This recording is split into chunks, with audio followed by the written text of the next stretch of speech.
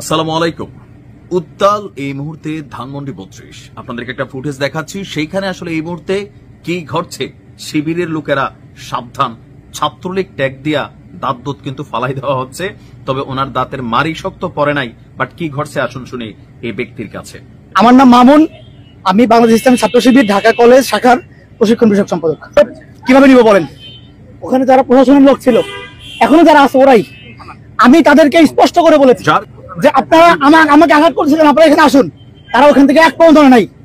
এই প্রশাসন আগে বিচার করতে হবে। যার কথা শুনলেন তার পরিচয় হচ্ছে তিনি একজন শিবিরের পদপ্রাপ্ত একজন নেতা।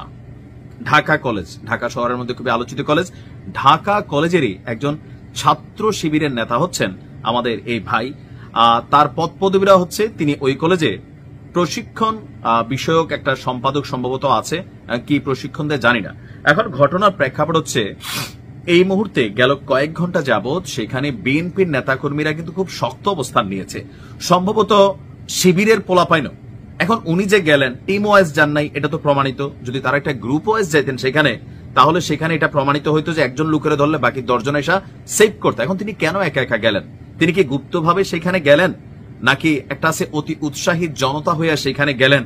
কারণ এই মুহূর্তে বেশ কয়েকজন লোককে ধৈর্য থাপড়াইয়া থোপড়াইয়া কিন্তু পুলিশের কাছে দিয়ে দেওয়া হয়েছে ছাত্রলীগ পরিচয় দিয়া, ছাত্রলীগ ট্যাগ দিয়া। মানে এখানে বিএনপির নেতাকর্মীরা তো এখানে এই মুহূর্তে এখন যেই ভাই মাইর খাইছেন তিনি কিন্তু বিএনপি নেতাকর্মীদের নাম নেয় নাই, কিন্তু আমি একটু আগে আমার ভিডিওটার মধ্যে বলছি যে বিএনপির নেতাকর্মীরা শক্ত অবস্থান নিয়েছেন এবং কি তারা সম্ভবত আজকে রাত্রে সেখানে পাহারা দিবেন। কারণ নানান ধরনের গসিপ বা বাস্তবতা সত্য হইতে পারে, এখানে অনেক কিছু ঘটার সংখ্যা আছে। পুলিশ ওই জায়গাটাকে নিয়ন্ত্রণ করার চেষ্টা করছে। এখন ওনার অভিযোগ হচ্ছে পুলিশ ওনাকে সেভ করতে পারে না। কেমনে করবে ভাই? বরাবর দোষটা পুলিশের উপর যায়। দেখেন এই মুহূর্তে বাংলাদেশে সবচেয়ে দুর্বল একটা বাহিনীর নাম হচ্ছে পুলিশ। কখন? যখন 100 জন মানুষের সামনে 3 জন পুলিশ থাকে, 5 জন পুলিশ থাকে, 10 জন পুলিশ থাকে। আগের মতন যে পুলিশ মেশিন বের করবে আর গুলি করবে। তবে আজকে নতুন করে একটা আমরা অর্ডার দেখছি, যদি পুলিশের সামনে কোনো সন্ত্রাসী মেশিন বের করে ফেলে, এনি কাইন্ড অফ মেশিন, তাহলে পুলিশ শুটেড সাইড করতে পারবে, একদম সাথে সাথে গুলি করে দিতে পারবে। এটা আমার মনে হয় দরকারই ছিল। তবে এটার আবার অপফায়দা অনেকে তুলতে পারে, নাও তুলতে পারে, জানি না। যাই হোক, এখন ওনাকে পুলিশ সেভ করতে পারে না।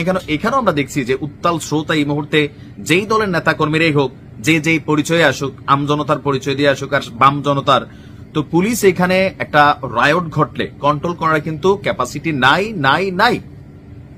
আপনি এখন একজন ছাত্র শিবিরের নেতা, আপনি সেখানে একা কেন গেলেন ভাই?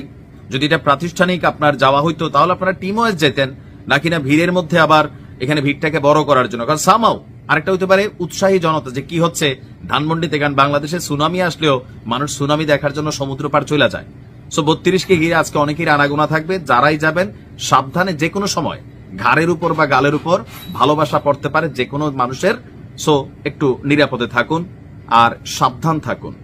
ভালো থাকুন। আসসালামু আলাইকুম।